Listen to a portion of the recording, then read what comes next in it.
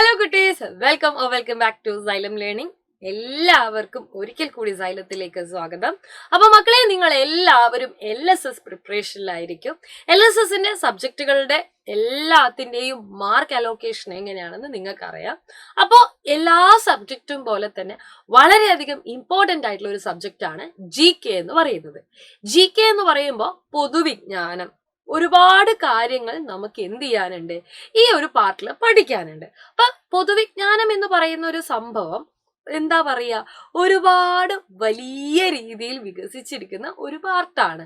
അപ്പോൾ ഒരു കുറച്ച് സമയത്തിനുള്ളിൽ അതിലെ എല്ലാ ചോദ്യങ്ങളും ഒന്നും പഠിക്കുക എന്നുള്ളത് സ്വാഭാവികമായിട്ടും നമ്മളെ കൊണ്ട് പറ്റുന്ന ഒരു കാര്യമൊന്നും അല്ല. പക്ഷെ എന്ത് ചെയ്യാൻ വേണ്ടി പറ്റും, നമ്മൾ ഒന്ന് ഓർഗനൈസ് ചെയ്ത് പഠിച്ചു കഴിഞ്ഞാൽ ഈ 10 മാർക്കിൽ ഒരു 8ഓളം മാർക്ക് നമുക്ക് എന്ത് ചെയ്യാൻ പറ്റും, സുഖമായിട്ട് സ്കോർ ചെയ്യാൻ വേണ്ടി പറ്റും. അപ്പൊ പൊതുവിജ്ഞാനത്തിന് നമുക്ക് പൊതുവെ 2 രീതിയിലാണ് നോക്കിക്കാണേണ്ടത്. അതിലൊന്നെന്ന് പറയുന്നത് വളരെയധികം പ്രാധാന്യമുള്ള ആനുകാലികങ്ങളിൽ നിന്നുള്ള ചോദ്യങ്ങളാണ്. രണ്ടാമത്തേത് ഫാക്ട്സ് ആണ്. അപ്പൊ ആനുകാലികങ്ങളിൽ നിന്നുള്ള ചോദ്യങ്ങളായിരിക്കും മിക്കപ്പോഴും നിങ്ങൾക്ക് ആൻസർ ചെയ്യാൻ ഏറ്റവും എളുപ്പമായിട്ടുണ്ടാവുക. കാരണം എന്താ, എല്ലാവരും അത്തരത്തിലുള്ള ചോദ്യങ്ങൾ പഠിച്ചിട്ടും പ്രാക്ടീസ് ചെയ്തിട്ടുണ്ടാവും. അപ്പൊ അതെന്ത് ചെയ്യാം, കൃത്യമായിട്ട് ചെയ്യാൻ വേണ്ടി പറ്റും. ഇനി ഫാക്ച്വൽ ക്വസ്റ്റ്യൻ. ഈ ഫാക്ച്വൽ ക്വസ്റ്റ്യനിൽ തന്നെ വളരെയധികം ഇമ്പോർട്ടൻസ് കൊടുക്കേണ്ട 2 കാര്യങ്ങൾ: ഒന്ന്, ഇന്ത്യൻ സ്വാതന്ത്ര്യ സമരം; 2, കേരളത്തെ കുറിച്ചുള്ള ടോപ്പിക്കുകൾ.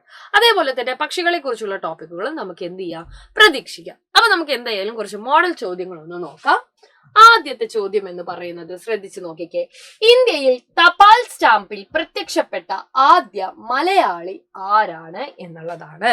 അപ്പൊ തപാൽ സ്റ്റാമ്പിൽ പ്രത്യക്ഷപ്പെട്ട ആദ്യ മലയാളി ആരാണ് ശരി ഉത്തരം എന്ന് പറയുന്നത് ശ്രീനാരായണ ഗുരു, അല്ലെ? ശ്രീനാരായണ ഗുരു ആണ് നമ്മളുടെ ശരിയായ ഉത്തരം എന്ന് പറയുന്നത്. ആരാണ് ശ്രീനാരായണ ഗുരു? മലയാളത്തിൽ അല്ലെങ്കിൽ കേരളത്തിലെ വളരെ പ്രധാനപ്പെട്ട ഒരു സാമൂഹിക പരിഷ്കർത്താവാണ് ശ്രീനാരായണ ഗുരു എന്ന് പറയുന്നത്. ഒരു ജാതി, ഒരു മതം, ഒരു ദൈവം, മനുഷ്യനെ എന്ന് നമ്മളോട് എല്ലാവരോടും പറഞ്ഞ വ്യക്തിയാണ് ശ്രീനാരായണ ഗുരു എന്ന് പറയുന്നത്. ക്ലിയർ അല്ലേ? യെസ്. എങ്കിൽ നമുക്ക് അടുത്ത ചോദ്യത്തിലേക്ക് പോകാം. നോക്കിക്കേ, ഇന്ത്യയുടെ ആദ്യത്തെ രാഷ്ട്രപതി ആരാണ്? രാജ്യത്തിന്റെ പ്രഥമ പൗരൻ എന്ന് നമ്മൾ പറയുന്നത് എപ്പോഴും രാഷ്ട്രപതിയാണ്. അപ്പൊ ആരായിരുന്നു ഇന്ത്യയുടെ ആദ്യത്തെ രാഷ്ട്രപതി? ഉത്തരം എന്താണ്? ഡോക്ടർ രാജേന്ദ്ര പ്രസാദ്. ആരാണ്? രാജേന്ദ്ര പ്രസാദ്. അങ്ങനെയാണെങ്കിൽ ഇപ്പോഴത്തെ രാഷ്ട്രപതി ആരാണ്? ദ്രൗപദി മുർമു ആണ്. അതേപോലെ തന്നെ ഇന്ത്യയുടെ നിലവിലെ പ്രധാനമന്ത്രി ആരാണ്? നരേന്ദ്രമോദിയാണ്. എങ്കിൽ ഇന്ത്യയുടെ ആദ്യത്തെ പ്രധാനമന്ത്രി ആരാണ്?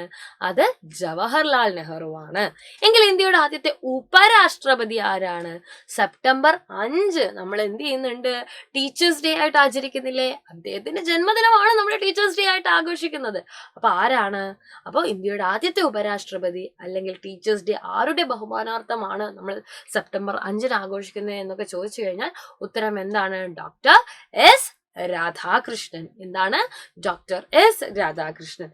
ഇങ്ങനെ നിങ്ങൾ എന്ത് ചെയ്യണം, ഓരോ ചോദ്യവും എഴുതാനുള്ള രീതിയിൽ പ്രാക്ടീസ് ചെയ്തിട്ടുണ്ടാവണം. ഇനി നമുക്ക് അടുത്ത ചോദ്യം നോക്കാം.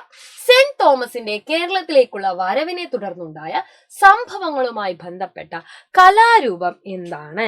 കേരളത്തിലെ കലകളെ കുറിച്ചുള്ള ചോദ്യങ്ങളും നമ്മളോട് എന്ത് ചെയ്യും, തീർച്ചയായിട്ടും ചോദിക്കാൻ സാധ്യതയുണ്ട്. നമ്മൾ EVSലും അത്തരത്തിലുള്ള ഒരു ചാപ്റ്റർ പഠിക്കുന്നുണ്ട്. അപ്പൊ സ്വാതന്ത്ര്യ സമരം, കലകള്, പക്ഷികള്, ഇങ്ങനെയുള്ള ചോദ്യങ്ങൾ നിങ്ങൾ എന്ത് ചെയ്യുക, കൂടുതൽ ഫോക്കസ് ചെയ്യുക. അപ്പൊ ഈ ചോദ്യത്തിന്റെ ഉത്തരം എന്ന് പറയുന്നത് എന്താണെന്ന് അറിയാമോ? എന്താണ് ഈ ചോദ്യത്തിന്റെ ഉത്തരം?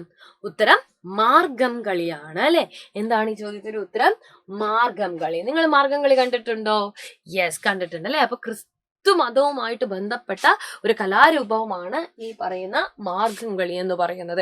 കേരളത്തിലെ വിവിധ തരത്തിലുള്ള കലാരൂപങ്ങൾ പറയുമ്പോൾ കലകളുടെ രാജാവ് എന്നറിയപ്പെടുന്ന കഥകളിയെ കുറിച്ച് നിങ്ങൾ പഠിച്ചിട്ടുണ്ടാവും. അതേപോലെ തന്നെ, അല്ലെ, ഓട്ടം തുള്ളല്, മോഹിനിയാട്ടം, ഇങ്ങനെ ഒരുപാട് കലാരൂപങ്ങൾ നിങ്ങൾക്കറിയാം. ആന്ധ്രാപ്രദേശിൽ രൂപം കൊണ്ട കലാരൂപം ഏതാ? അത് കുച്ചിപ്പുടിയാ. അങ്ങനെയാണെങ്കിൽ തമിഴ്നാടിന്റെ കലാരൂപം ഏതാണ്? അത് ഭരതനാട്യമാണ്. ഇന്ത്യയിലുള്ള വിവിധ സംസ്ഥാനങ്ങൾക്ക് എന്തുണ്ട്, ഇത്തരത്തില് അവരുടേതായിട്ടുള്ള തനത് കലാരൂപങ്ങളുണ്ട്. നമ്മള് കേരളത്തിലുള്ള ആചാര അനുഷ്ഠാനങ്ങളുമായി ബന്ധപ്പെട്ട് പ്രത്യേകിച്ച് വടക്കൻ കേരളത്തിലുള്ള ഒരു കലാരൂപം എന്ന് ചോദിച്ചു കഴിഞ്ഞാൽ, അല്ലെ, നിങ്ങൾ ഏതാണെന്നുള്ളത് ഈ കാണുന്ന വീഡിയോയുടെ താഴെ എന്ത് ചെയ്യണം, ഒന്ന് കമന്റ് ചെയ്യണം. ഓക്കെ, അപ്പൊ ഇത്തരത്തിലുള്ള ചോദ്യങ്ങളൊക്കെ നിങ്ങൾ എന്ത് ചെയ്യാവോ ഒന്ന് പഠിച്ചു വെക്കുക. ഇത്തരത്തിൽ നിങ്ങൾക്ക് ഇൻഫോർമേറ്റീവ് ആയിട്ടുള്ള കൂടുതൽ വീഡിയോസുമായിട്ട് ഞങ്ങൾ വരുന്നതായിരിക്കും. അതുവരെ സ്റ്റേ ട്യൂൺഡ്. നമ്മുടെ ചാനൽ ആദ്യമായിട്ട് ആരെങ്കിലും കാണുന്നുണ്ടെങ്കിൽ സബ്സ്ക്രൈബ് ചെയ്യാൻ മറക്കണ്ട. ഓക്കെ, അടുത്ത ദിവസം നമുക്ക് മറ്റൊരു വീഡിയോയിൽ വീണ്ടും കാണാം. Until then, bye bye, see you, take care.